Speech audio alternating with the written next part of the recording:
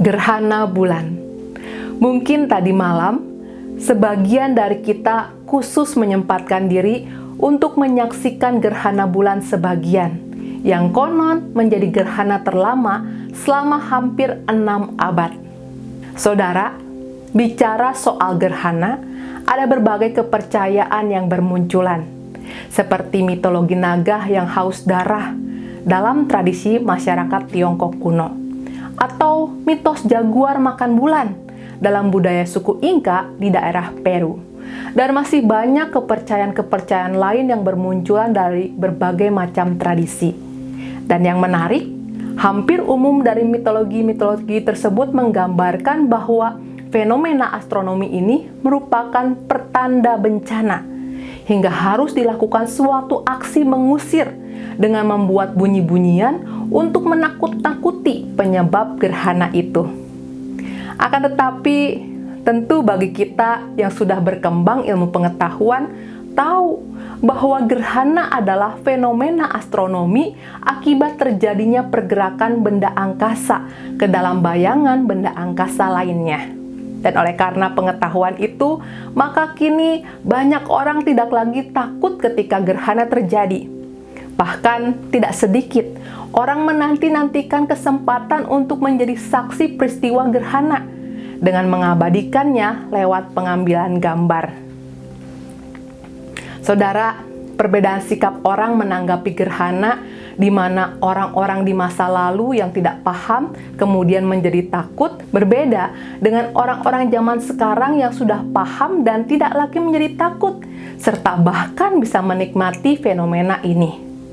Hal ini membawa saya melihat tentang betapa besarnya pengaruh pengetahuan terhadap seseorang dan juga peradaban. Dan ini semua membawa saya berefleksi pada sebuah refleksi tentang firman Tuhan dalam Mazmur 23 ayat 4, yang berkata, "Sekalipun aku berjalan dalam lembah kekelaman, aku tidak takut bahaya, sebab Engkau besertaku. Gadamu dan tongkatmu itulah yang menghibur aku." Jelas dalam perkataan sang pemazmur, kita bisa melihat bagaimana keyakinan yang melahirkan keberanian untuk tetap berjalan dalam lembah kekelaman, sebab ia melihat penyertaan Tuhan. Kita bisa merasakan bagaimana mata batin si pemazmur jelas menyaksikan gada dan tongkat menjadi simbol perlindungan di tangan sang gembala. Sang pemazmur nampaknya telah menyaksikan lewat pengalaman hidupnya bagaimana gada dan tongkat itu telah menghalau dan menghantam setiap binatang buas yang hendak menerkamnya. Oleh karena itulah, ia seperti seekor domba yang tetap melangkahkan kakinya menapaki jalan dalam lembah kekelaman sekalipun ketika bersama-sama sang gembala. Ia yakin bahwa semua itu akan mampu dilaluinya. Saudara, tentu rasanya tidak ada orang yang berharap menjalani hidup dalam kekelaman. Akan tetapi, toh kita semua tahu bahwa tidak selalu jalan yang mulus kita tapaki dalam kehidupan ini. Sebab kadang hidup membawa kita pada jalan yang terjal dan berbatu, bahkan lembah yang kelam. Untuk itu saudaraku, jika saat ini ada di antara kita yang tengah merasa terperangkap dalam kegelapan, tengah merasa putus asa karena melangkah dengan tertati-tati akibat menginjak kerikil-kerikil kehidupan, jangan biarkan ketakutan menguasai hatimu, sehingga engkau kemudian mengambil keputusan di dalam dorongan rasa takut. Sebaliknya, bukalah mata batinmu untuk dapat memandang Dia, Tuhan yang menyertai hidupmu.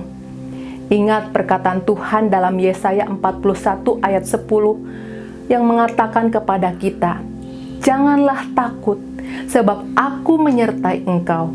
Janganlah bimbang, sebab aku ini Allahmu.